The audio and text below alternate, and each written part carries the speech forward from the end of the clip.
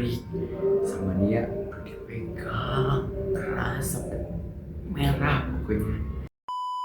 Assalamualaikum warahmatullahi wabarakatuh.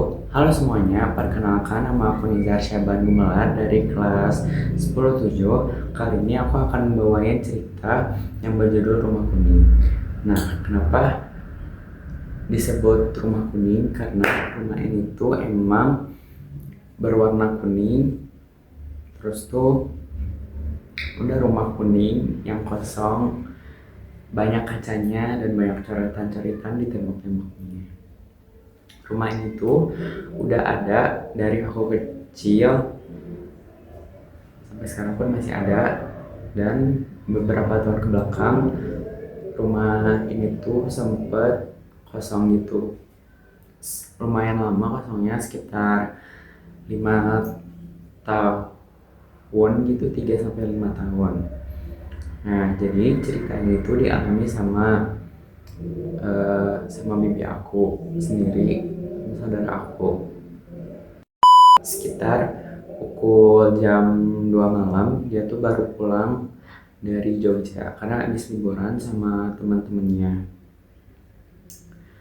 Nah, dia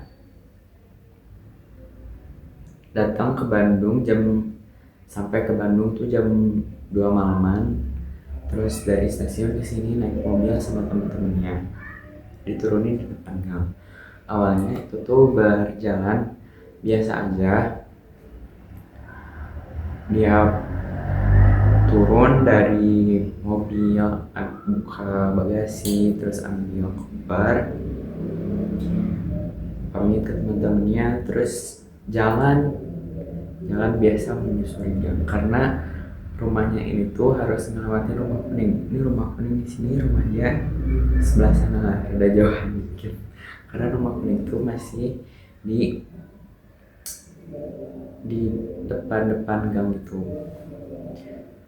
Dia jalan biasa, terus pas di rumah kuning kopernya tuh kerasa berat, padahal kopernya itu ringan, lumayan ringan karena isinya ya cuma baju-baju doang.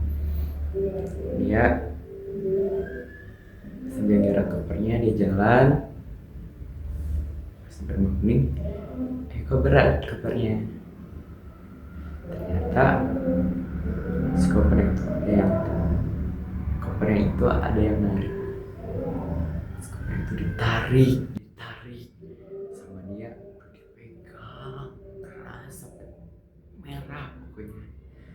Udah panik karena kopernya kan ditarik dong gini. Dia udah keras karena ditarik gitu. Dia berdoa sama Allah, minta pertolongan. Akhirnya udah gak narik lagi. Udah dia jalan biasa dan sampai ke rumahnya. Itu cerita pertama. Nah, lanjut ke cerita kedua. Ini tuh dialami sama sepupu aku sendiri. Nah, waktu itu tuh pas dia masih SMP, sekarang dia udah SMA. Karena banyak tugas gitu kan di sekolahnya yang mengharuskan dia untuk ngeprint.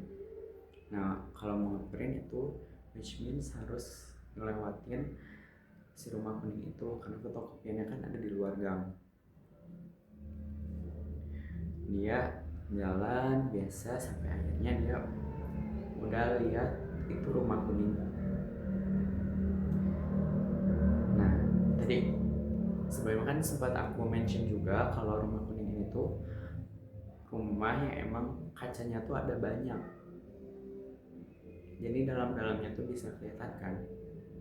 Nah, dia pas dan lihat tuh rumah kuning sama kaca-kacanya, ada yang muncul sesosok yang pakai baju putih bermata merah. Tapi dia waktu itu nggak ambil pusing karena yang banyak tugas juga. Jadi dia langsung adalah hibrid ke fotokopi. Terus fotokopi ya udah pulang lagi. Mungkin cukup sekian cerita yang bisa aku sampaikan.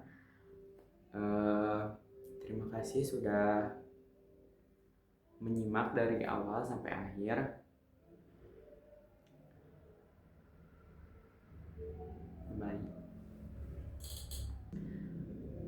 mungkin cukup sekian cerita yang bisa aku sampaikan. Terima kasih sudah menyimak dari awal sampai akhir. See you next time.